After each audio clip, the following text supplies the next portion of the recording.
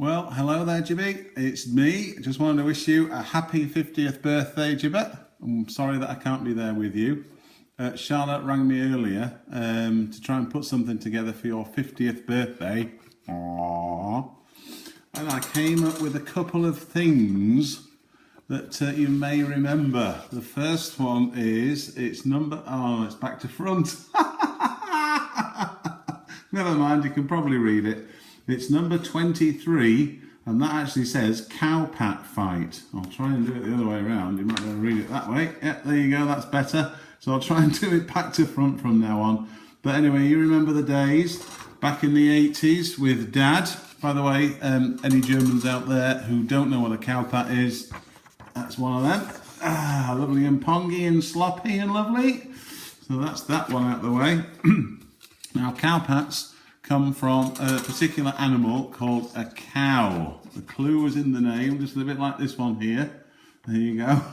I don't know what that one's doing down there with the guitar, but never mind. You don't often see them around here, but just in case you thought that was a crazy English cow, they don't look like that either, but this was the best one I could come up with on the net. But that's a cow, and contrary to popular belief, I know in Germany you have a particular kind of cow that looks like this. It's the milker cow. Now I just wanted to just clear this up now that they don't exist.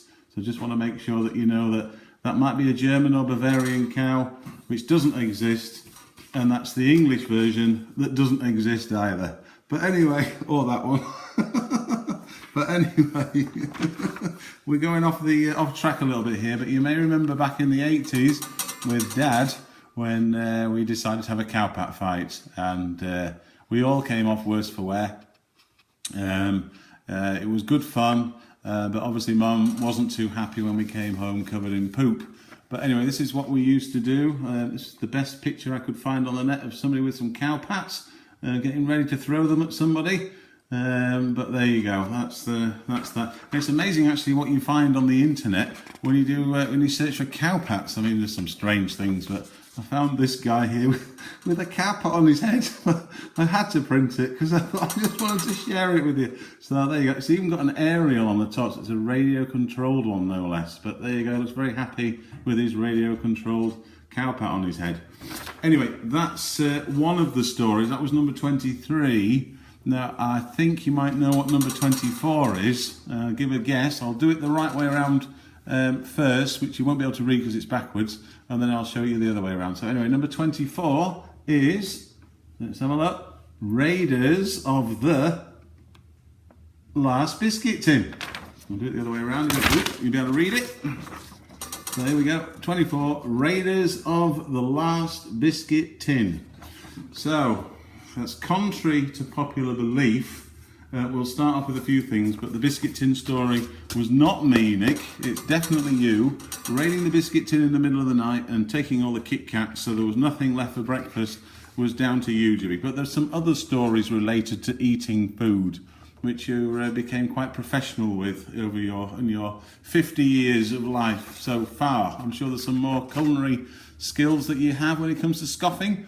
Yeah, by the way, you can use the word scoff, you can use the word grub, greedy guts, all these kind of words, you know exactly what they mean. But the first one's going to be backwards again because there's some writing on it. But do you remember the fish fingers episode where I think you got through, that's 28, I think that's the largest big pack, value pack that you can get from Mr. Birdseye, and he's waving at you because he knows you quite well. You're a good pal of his, Mr. Captain Fishface there. But anyway, let's put it the other way around. You might just be able to see the right way around. He's still smiling and he's still happy because you obviously made him quite a rich person to be with the fish fingers. So the story has it that you got through, I think, 2 packets of these on one sitting, was it? Was it only 2, or do you think it was a few more than that? But that's one of them. Now the other one, which I thought was rather strange, and I'm actually quite amazed that somebody's actually taken this on, Jibby, but it's actually a sausage with jam in it. I mean, that's got your name written all over it. Look, you should have patented that back in the day, 20, 30 years ago, when you came up with that idea, but somebody's actually doing it now. They've got sausages there with jam in, which was one of your favourites for breakfast. But you now no longer have to buy the jam because they already come with them.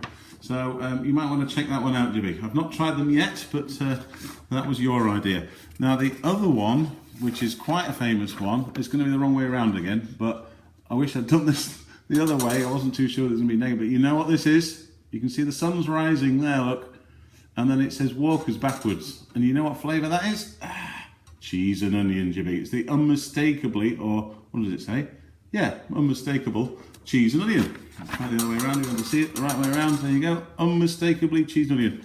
Right, well, we went to a pub in Wentworth called the Georgian Dragon, no, not the Georgian Dragon, the Rockingham Arms.